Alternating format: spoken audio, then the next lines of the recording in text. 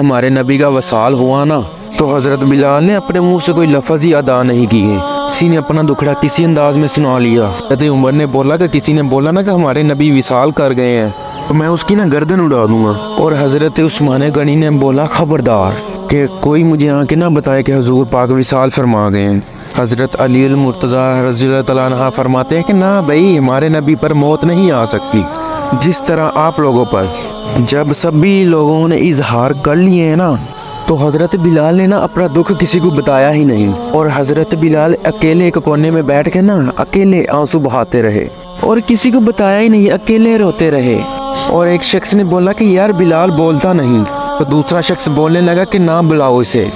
عصر کی نماز کا وقت ہوا نا تو وہ بلال جو کعبے کی چھت پر بغیر سیڑھیوں کے چڑھ گیا تھا، وہ بلال جو بغیر کسی سہارے کے کعبے کی چھت پہ چڑھ گیا تھا، اس بلال کو بولا چل کعبے کی چھت پہ چڑھ جا۔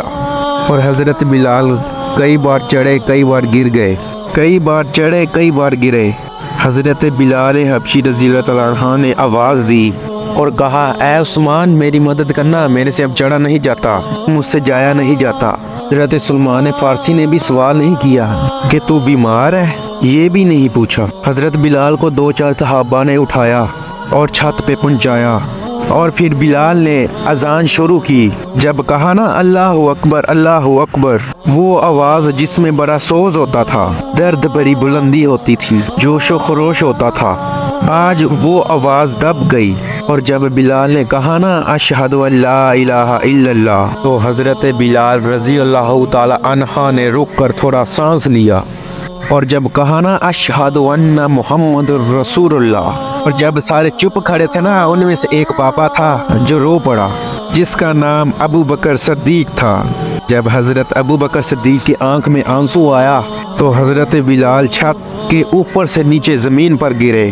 اب چھت سے زمین پر گرے نا تو حضرت بلال نے ابو بکر صدیق کو بولا کہ یہ ڈیوٹی اب کسی اور کو دے دو، یہ ڈیوٹی کسی اور کی لگا دے، اب میری روح اجازت نہیں دیتی، مصطفیٰ کریم کے بعد مجھ سے اذان نہیں پڑھی جائے گی۔ آپ نے واقعہ سن رکھا ہے، ایک بار صحابہ نے بلوایا کہ حضور خواب میں ملے کہ بلال تو آتا کیوں نہیں؟ بلال چھوڑ کے چلے گئے تھے اور بولا کہ اب میرا یہاں دل نہیں لگتا، ملک شام کے شہر حلف میں چلے گئے اور دیا تھا مدینہ منورہ، اب میری نگاہوں میں ججتا نہیں، جیسے میرے محبوب ہیں ویسا نہیں کوئی۔ حضور خواب میں ملے آئے مدینے حضرت بلال آخری بار، لوگوں نے کہا اذان پڑھو تو کہنے لگے مجھے وہ اذان بھول ہی گئی ہے جو میں مصطفیٰ کریم کے زمانے میں پڑھا کرتا تھا، سے نہیں پڑھی جاتی، اب مجھے اب نہ کہو۔ امام حسن اور حسین نے جب آ کر دامن تھاما نا تو کہا کہ بیٹا میں تمہاری نانی کا نوکر رہا ہوں، میں تمہاری ماں کی چکی بھی پیستا رہا ہوں، مجھ سے کوئی فرمائش نہ کر ڈالنا، میں نے نوکری کی ہے، مجھے اگر اللہ نے توفیق دی تو میں تمہارے بچوں کے پاؤں بھی دھویا کروں گا۔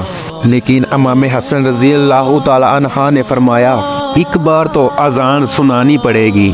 تو پھر حضرت بلال حبشی نے اذان سنائی تو کوئی بھی گھر مدینے میں ایسا نہیں تھا جس میں رونے کی آواز نہ آ رہی ہو، ایسا عشق تھا بلال کو حضرت محمد صلی اللہ علیہ وسلم سے۔